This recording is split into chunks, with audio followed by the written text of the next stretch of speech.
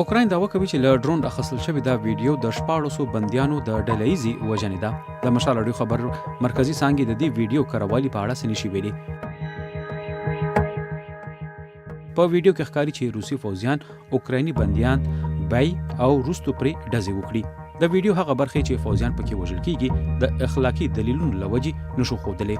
د اوکراین لوی څارنوال اندریو کوستین په بیان کې ویلي چې دا د جنگ په لومړۍ کرښه کې د اوکراین د جنگي بندیانو د وژنې تر ټولو لویه قضیه ده. دا ویډیو د اکتوبر په لومړۍ نیټه په پراخه کچه شریکه شوې. په هماغه ورځ په اوکراین کې د ملګرو ملتونو د بشري حقوقو میشن خپل کلنی راپور هم خپور کړی. د راپور یو مهمه موندنه دا ده چې روسي چارواکو د اوکراین جنگي بندیان په پراخه او سیستماتیک ډول شکنجه کړي دي. د روسي عامه شخصیتونه په ښکاره ډول په عامو ځایونو سرکاري رسنیو کې غیر انساني ژبه کاروي او د اوکراین د جنگي بندیانو سره د غیر انساني چلند او اعدامولو خبرې کوي.